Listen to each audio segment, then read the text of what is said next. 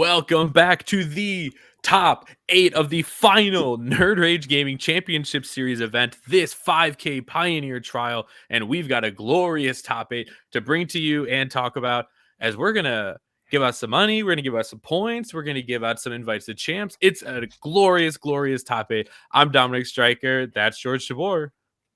Hello, everybody. It's quite a way to end the year here with this exciting new combo deck that has just come out of nowhere and is running the top tables. And I think we're about to watch another match of not Quintoria's combo, but Geological Appraiser.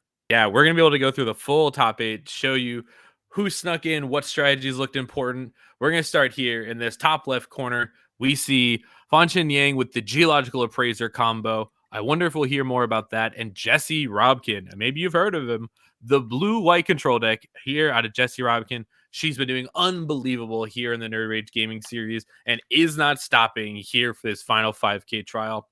Our second bracket after that, Matthew Watts on the 5-color combo. That's the Quintorius version of this Discover combo. So that's 2 that we've now seen of the new Discover combos. Facing off against Zoe Riederman. We saw her earlier in this tournament on that Boros Convoke strategy. Really locked in, specialized on that deck, and has been able to ride that all the way now into this top 8. On the bottom right side, we see Robert Taylor, a.k.a. Fire Shoes, someone beloved by the Magic community, top 8ing here on the Boros Heroic deck, playing off against Julian on Abzan Greasefang. One of the combo decks of yesteryear, just a graveyard-based strategist trying to get Greasefang in the big, big boat. But this room, this world, this tournament is dedicated and ran by these Discover combos. The matchup we're going to start with, Reed Anderson on the 4-color Geological Appraiser combo against Justin Brickman on blue-white control. These players brought these control decks to hunt for these decks, and it's time to put their money where their mouth is. Yeah, and I think actually Matthew Watts is also on Geological Appraiser. So I think each of the discovered combo decks in this top 8 are Geological Appraiser. So maybe that says something. Yeah, it's the faster version of this deck. And speaking of speed, we are off to the races. Reed Anderson on the play with this very important combo deck. If we can get the ramp on 2, we could add the combo on 3, but we have a Temple here, allowing us to scry and set up our deck. But if you're Justin, you're breathing a small sigh of relief that the combo is going to have to wait a little while. Tap to irrigate farmland, send it back. Justin possibly using this moment to understand that the combo is not happening now, and it's a good time to sneak in your tap land in this irrigated farmland, when otherwise you may need an untapped land to immediately fire back. Yeah, slow starts from both players here, but I think Justin's very happy with that. Right, if you're the control player in this matchup, you're unbelievably excited for the game to slow down in any way. Here are the Deserted Beach, perfectly on time as our third land drop. Reed, no plays yet for Justin. Reed, this is the pivotal turn 4, but you can't imagine against a blue-white control deck that they're just going to let you go for it. Just passing here. Justin not willing to use their mana. May have quick studies. They may have Shark Typhoons, whatever it may be. We're not using that mana now. We're holding up everything for as long as we possibly can. Fourth learn drop. Beautiful plains. Hitting our land drops all naturally like that as control, you got to be happy with that. It tells me Justin's probably got some Memory Deluges in hand or a Wandering Emperor. You had to have kept that hand for something that was worth 4 mana. Right, Reed here playing our 5th lane and sending it back, allowing Justin to have all this free mana to use to get down their Wandering Emperor, and now they have their threat, and they can continue to just now control the game and make sure that Reed doesn't get any game actions, basically for the rest of the game. Yeah, and Justin's putting the clock on Reed and saying, hey, look, I can win the game with this. You're going to have to start doing something. You're going to have to take a game action and start falling into some of the maybe pitfalls that I've laid out. Right. You know, we're very worried and understand that this combo deck is brand new. It is taking over, and now we're watching it take no game actions so far in this very important game. But this might be Cavern on Dino slam the Carnosaur. Is this what we've been waiting for from Reed? Very patient. Reed with a plan, and it is immediately coming together here. Remember, this is uncounterable, so no matter how you slice it, we are going to get this 7/6, and we are going to get that Discover trigger. And Cavern of Souls is now in Pioneer. My worst nightmare come true. Oh, yeah, all these blue-white control players came out to play, but there's also this small toy to help you fight back. And now it's time to cast the Appraiser. Put the Appraiser in hand. You know you're playing against blue-white control. Nope, we didn't put it in hand. We cast it. We are casting it. Okay. Not a problem. Answered, allowing us to cash in this Make Disappear. We've been talking about this with our past blue-white control matches. That's very important to be able to try to cash in that counter spell. Only his counter, unless they pay 2, could run out of relevance in the late game, but that was the perfect spot to cash it in and now field the Cavern. Yeah, Justin's got to be really happy with this exchange, being able to get rid of that Cavern, counter disrupt the combo as it's going, and hopefully untap and find another answer to this giant dinosaur. Right. The only problem left is just this 7/6, right? We should be fine. Well, as other decks got Cavern of Souls, blue-white control got Get Lost. And so Right. plenty of answers to be found on the other side of the table here. It's just a matter of finding them. On top of being a combo enabler, this Trumpeting Carnosaur also has Trample. So this Wandering Emperor is merely a speed bump, and we need to find a true proper answer to the 7/6 Trampler that is the Trumpeting Carnosaur. Oh boy. Oh boy. Big March. We are We're paying a lot. in desperation mode. 2, 4, 4, 6. Gone. and keeping up 2 mana. What could that possibly be? Nothing at all. Irrigated farmland. Nothing to see here. I'm getting Dovin's Veto Make Disappear vibe. Smack for 6 could also be a change the equation, which we saw Drew have plenty of in that match. Yeah, and we see Justin with 2 main deck change the equations of their own, alongside 3 vetoes and 4 Make Disappear. And it's the Appraiser. We didn't need to put it in hand because we also had one here. And we can cash in the Casualty on this Make Disappear off one of those Samurais to make sure we can fully answer it. Reed's going to be about half his life total now, going down to 10. But Justin, I think, is running low on answers. If Reed is going to continue having and deploying these threats, one of them's going to land at some point. Right, this is how we're going to see the overall power of these, not Cascade, these Discover combo decks, is what they can do with the leftovers. We discarded that Magma Opus really quickly. Because Is we have there a another one? Torrential Gearhulk? I don't know. What do we have? Oh, you tapped out for Shark Typhoon? Gearhulk time. Gearhulk. Oh, snapped so quickly. Once you saw it, that it got cycled for that shark. That was the perfect window. That's why you passed the turn back so, apathetic. Yep. You're just like, got him. That it's is Magma Opus. backbreaking. You All thought it was the- bad out of creativity. Yeah. All the control or all the advantage that Justin had in this game is just now gone. Right. Just taking a moment to make yourself the biggest shark so you can get this game over with. And it's hard, right? Some of these decks have 1, maybe 2 of this Gearhulk. Some float in the sideboard, some have it in the main deck. And this time it came back to get us with this main deck copy of Torrential Gearhulk. One of the joys of in-person Magic is sometimes you can just be like, yeah, go ahead, and then be able to snap a Torrential Gearhulk on them. I mean, it's just good, clean fun here at the Nerd Rage Gaming Series. I mean, Reed's going down to 6. It's still not quite the scales in his favor. We'll see if Justin has a few more tricks up his sleeve. And no tricks hiding in the mana base. I'm trying to scan through, see if Justin's got anything here. But it's just those 2 cards in hand and these looming threats in play. And our 4/4 alongside this Torrential Gearhulk. What do you have, Reed? It's slam big guys time. 4 mana, that could only be one thing. Make our mana good here. Try it out. I have some rocks. Would you like to appraise them? I can't wait to discover what's waiting. Who knows what it could be? Justin asking some questions, checking on some graveyards, gaining information before the game ends.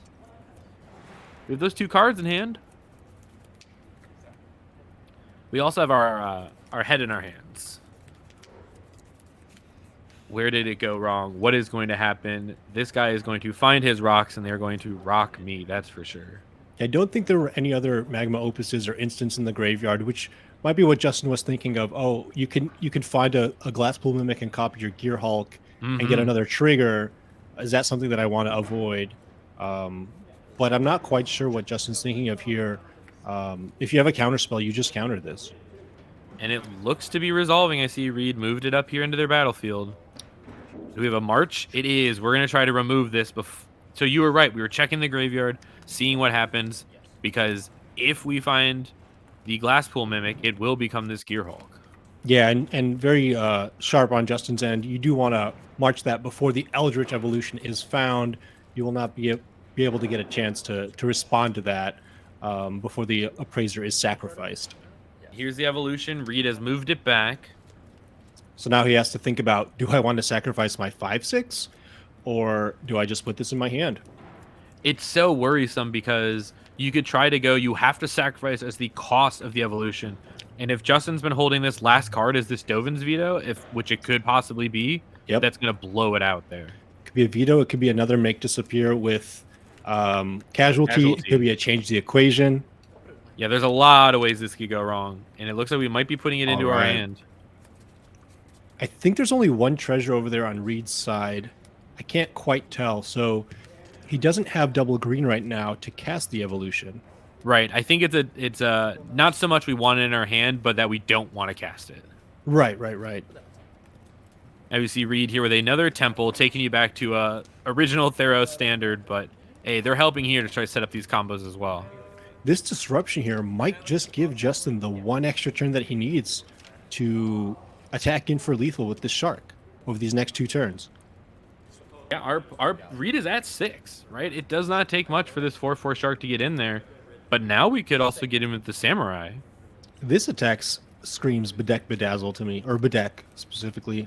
Yeah, specifically our removal half. But we also let our opponent to draw a card to get themselves closer to that counter magic. Tight spot for both players here. 6 damage coming in. Oh, the Carnosaur discard. Right, this has even more text. Yeah, you got to check it out. Not counterable. No, that just functioning happens. Just like Channel. Answering your creature. And then Reed on the attack back has 9 damage. Yeah, I was going to say, even so, we're even farther from casting the evolution now, and we don't quite have enough for lethal either. So, where's this game going to go? Both players I think, are 1 turn away from winning the game.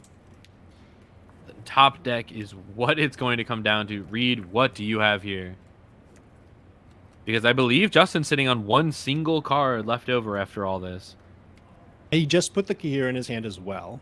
Okay. But didn't find the need to play it as a blocker. Oh, which is either the best bluff or a clear sign that I have interaction. Interaction, an Emperor, a Get Lost, something, yeah. But an Emperor doesn't stop if I draw the combo. Correct.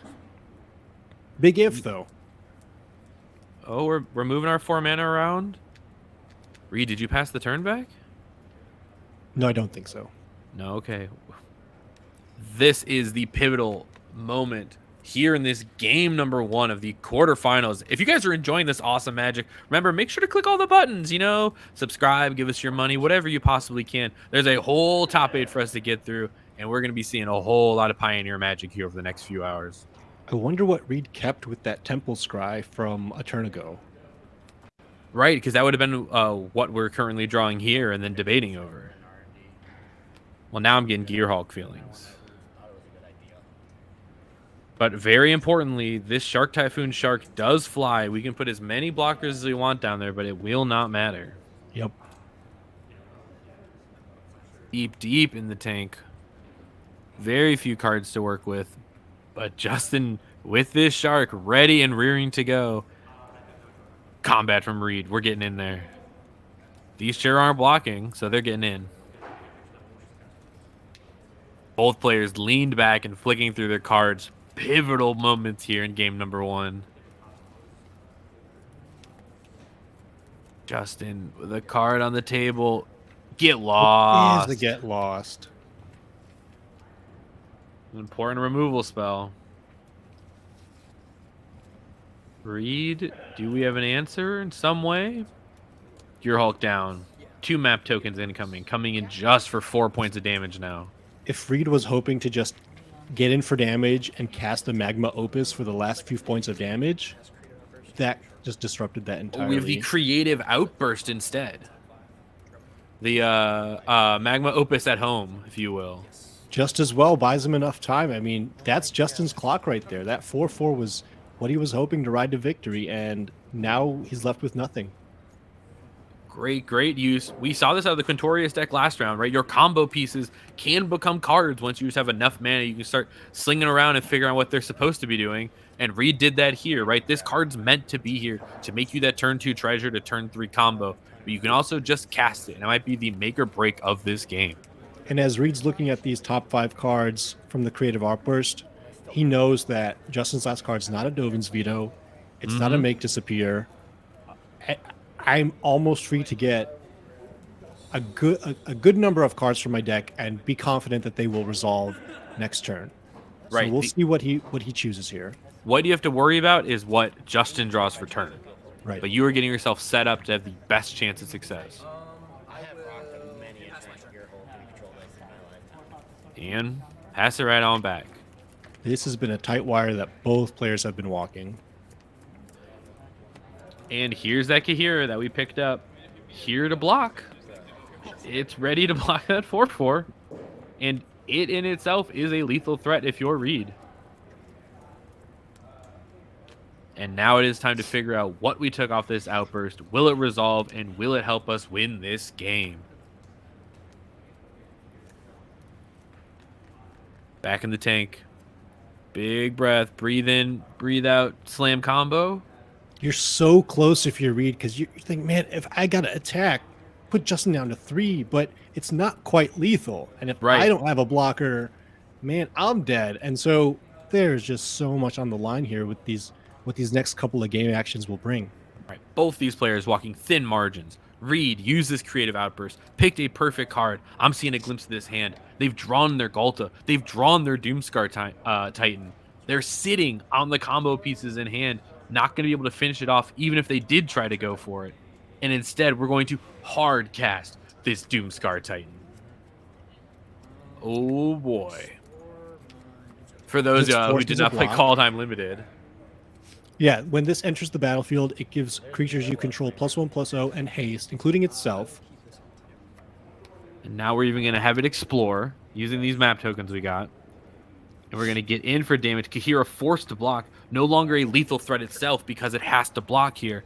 And Reed clinging onto this game, sending it back to Justin one more time. Land. And that's it. Oh, the tightrope that both these players are walking the entire game. Just the back and forth. But we're seeing out of this 4-color Geological Appraiser combo deck that if you draw the pieces, you can also play the pieces. So stuck with Ghalta in hand, stuck with Doomskar Tyrant, stuck with Creative Technique, Magma Opus, all of them. But they cast them. And let's take a look at that full deck list so we can figure it out for ourselves.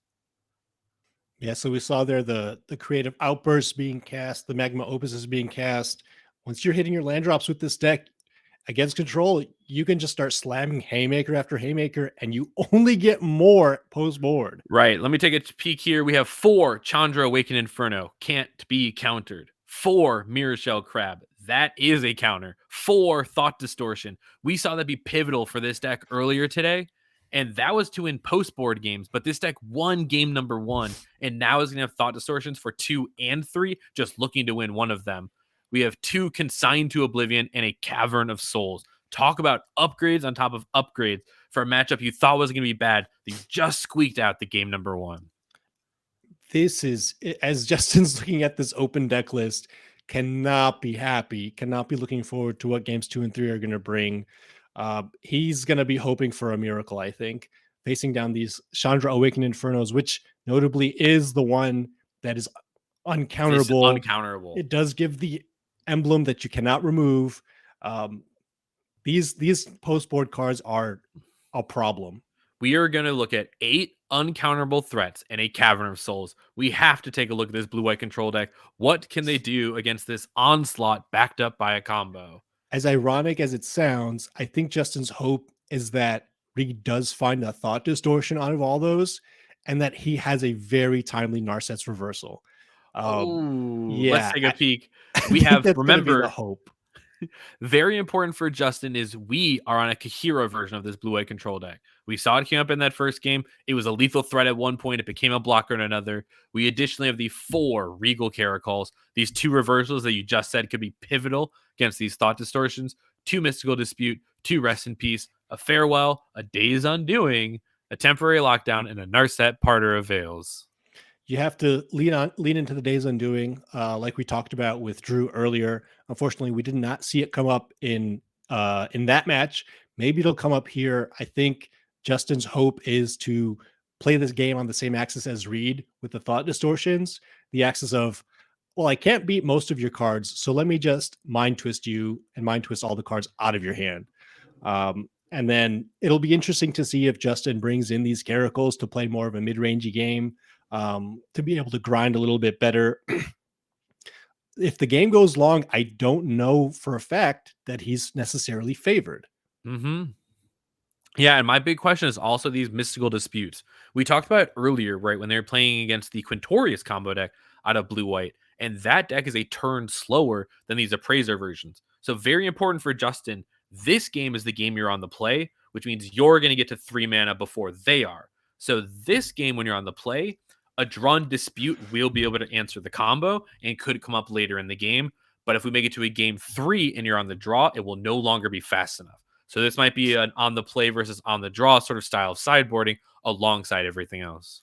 It is also interesting if you expect the game to go along the similar lines that it just did, where uh, Torrential Gearhulks and Creative Outbursts are being hardcast. Mystical Dispute can find a spot there. Right. You're going to see a couple of blue cards come up. We saw them there in trying to get Gearhulk, casting those techniques, casting that Magma Opus. There are still blue cards. So if we get to that late game and your opponent's just trying to tap out and slam threats, you'll be glad you brought this card in. Alongside, you were saying we have that one Narset floating in the main. So if we bring in that second one, we're all set up to do the George DeBoer invitational play, if you will. I would love to be able to see that on camera. It's just such a powerful play. Right. But, Reed is looking to remove Justin's hand, and yeah. Justin, now with the Days Undoing, is looking to remove Reed's hand. I think Reed is a little bit better set up here in the post board games. And Justin may be, like you said earlier, Drew's the type of person who mulligans aggressively when they have a plan, and I think Justin should put himself in that same seat. Right, absolutely. You know that there is very important surgical cards that you need, because if your opponent has the best draw, you don't have a lot of time, which means a good 6 is gonna be much better than a bad 7. So we need to figure out what that's gonna look like, and we see a quick mulligan there, right? Understanding that you need to have a plan here, because there's a chance this game doesn't last very long. Yeah, I didn't see what the 7 was, but I like the quick mulligan from Justin regardless. I think it shows the discipline that you're going to have to need here. Your average blue-white hand, your average blue-white sequence of cards is not going to beat what's happening on the other side of the table.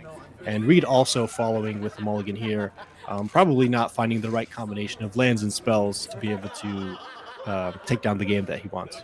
Right. Both of these players are basically trying to set up the roadmap for how their first couple of turns are going to look like, and those are the hands they can keep off of. Reed is looking for 2 mana ramp spell, discard this, make a treasure, slam Appraiser on 3. And Brickman is looking for lands and any way to stop that. So whether you need to march and discard a bunch of your hand to stop the combo, or if you need to draw some of this soft permission in these make disappears or other pieces of counter magic, you need to do whatever you can to stop Reed and then figure it out after that. Yeah, and you got to know that your soft permission only goes so far. Just like we've seen every time this deck has been on, or this archetype has been on camera, they're just going to slam haymaker after haymaker, turn after turn, it feels like. And you will eventually run out of stuff. So you're going to have to find a way to turn the corner within the first 7 or 8 turns of the game, whether that be a Caracal, a Wandering Emperor, an early Teferi. Something's going to have to happen on the blue-white side of the table that's other than just playing Drago. Love one of the newest additions to the NRG series coverage is these player cams. Just seeing someone draw their 6 and melt just a little, you really can feel it for those players out there. And looks like we're keeping on Justin's side. Reed looks to have a good one as well. Oh, I see a handful of Carnosaurs for Reed. I at least saw 2 of them there. Yeah, and looking at his hand, maybe not the happiest with it, but I think waiting for Justin to decide whether or not to mulligan first, and then we'll see what Reed does. We sure are thinking and chuckling and having a grand old time. They're debating. How about this one goes back instead? I'm thinking on Justin's side, this involves a land. One of these cards that he's debating on putting back. This often happens with blue-white, where you really, really want your spell, but you really, really need your land. And it's a very difficult decision to know which one to put back. What do you think you're going to be lucky enough to draw a different copy of within the first couple of turns? Yeah, I think Justin touched every single card in their hand, debating which one to go back on the bottom, decided this is the 6 that they can keep, and Reed snapped off going down to 5, understanding that same deal. Your opponent definitely debated back and forth on what card they were looking for. And if you see an opponent debating and debating and debating, and your hand is just okay, might be time to mulligan to just get them dead the hand. Yeah, and I think Justin's got to be happy knowing that the way this game may have played out is haymaker after haymaker. If your opponent's on 5 cards, that's a lot less likely to happen. They're going to be happy enough just to have a couple of lands and maybe cast 1 or 2 spells. And Justin's got to be breathing a sigh of relief here. Not celebrating too early, though. 5 cards is still a lot. Reed's, a good player. Mm-hmm. The game's not over here. But you got to be happy, and you got to be thinking about how is this game going to go differently compared to the last few, knowing that Reed's working with a lot fewer resources. And Justin here starting with that flipped over pathway, and Reed using these temples to the best of their effect. Early game, just tap land. I don't have place here anyways. Letting them scry, figure out, sculpt that hand. It also just helps when you're on this multi 5. Every card is so important that the ability to scry dead ones to the bottom to get to more action is a great use of these classic lands. 3 mana. Is there an Narset waiting? Well, if we go for an Narset and our opponent discards to make a treasure and then kills us, it's a big if. You gotta wonder, on 5 mana, is it worth the risk here? And whether or not Justin had it, I don't know, but he's just gonna pass back the turn. And I was wondering, as we see Reed pass it back here, you won game number 1, you saw your opponent waffle on their mulligan. Maybe that just means that this is time to go for it, knowing you might have the safety blanket of game number 3. But Reed discarding another Opus here, going to a second treasure. I'm feeling that we're ramping up to a Carnosaur. Play our pathway, man. 6 mana unlocked. Oh uncounterable. My God, huge. And Justin has spent this game sculpting this hand, sculpting this plan to beat the Appraiser combo, all the discovering. Well, it's time to start landing uncounterable threats. This emblem, that one's just for you. I think Justin was hoping not to see a Cavern of Souls on the other side of the field, but you don't need a Cavern for this Chandra. No, it looked like Reed was building up to play a Carnosaur and try to go for the combo. Justin was ready, had the cards going, and this uncounterable Chandra. It's truly going to be a thorn in Justin's side. And if we don't have a card to direct answer it, a get lost or something of the like, we're going to start racking up these emblems, and it will be a race to the bottom for this game. Days Undoing. Your opponent's combo deck's going to draw 7 new cards. Feels terrible from Justin's side, but that is an act of desperation. You have know that 2 mana. None of those cards in his hand would have answered that Chandra, and so that's what we're looking for. Yeah, Reed, I get it. Big thumbs up. What combo deck doesn't want to draw a free, brand new 7 cards? And Justin here left up 2 mana, has to find an answer to the combo, or else Reed's just going to go for it. Desperate times call for desperate measures, and I'm not saying that's what Days Undoing is, but I'm saying that's what this Days Undoing is. Yeah, absolutely it is. I've definitely been on the casting end of this type of Days Undoing several times, and usually does not work out. You see Justin here slow rolling himself on this mid-game new 7, figuring out, do I have a way to stop it if Reed untaps and slams combo? And while you're at it, another emblem just for you. Chandra's just going to keep upticking.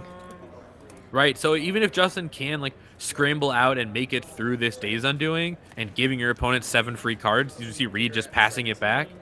But this Chandra is going to apply pressure. 2 damage now, 3 next turn, 4 the turn after. It will not take long to whittle down Justin Brickman. Yeah, Reed just does not have to cast any other spells at this point. These 2 emblems alone may be enough. Let alone if Justin can't remove the Chandra and more of them keep coming down. Right. At minimum, Justin is going to look for a way to answer this. And if I'm Reed, I'm going to hope I brought in those crabs and just discard and try to counter and just keep this safe as long as I can. But no plays out of either player. Brutal. This Chandra has just soloed the game. This is worse than a Thought Distortion. I'll set up 3. Just going to whittle down turn after turn. Again, Cavern of Souls also now the draw. Brutal. Just nail after nail in the coffin. At least with Thought Distortion, you know, all right, I cannot win. It's over. But this Chandra gives you a glimmer of hope. Maybe I can race this. Maybe I can do something. How about I show you this 7/6 alongside the bolt you every turn that is my emblems. And oh yeah, this is uncounterable. 7/6, discover 5. Time to go a-digging.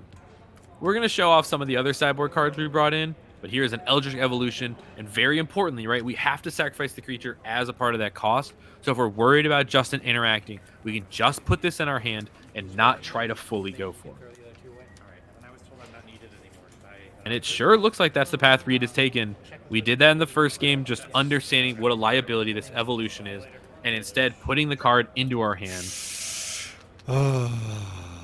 More wheel spinning. Hero of the blue-white Memory Deluge digging another 4 cards deep, just trying to find something. But we're about to enter the upkeep bolt step. That is these 3 Chandra Awakened Inferno emblems. The highs and lows of blue-white control we've seen today, and this is definitely one of the lows here, where you're just casting Memory Deluge in the face of uncounterable spell after uncounterable spell. It really feels like sometimes you're not playing the same format as everybody else here.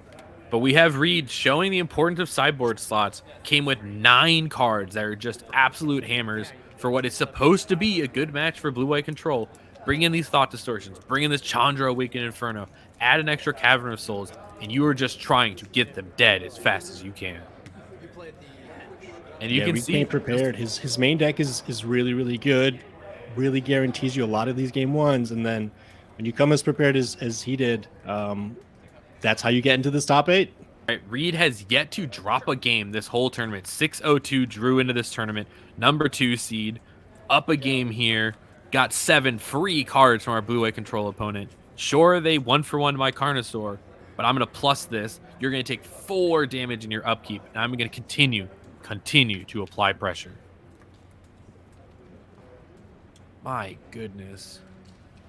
Reed looks so confused. Why are we still playing this game? How do you expect to win?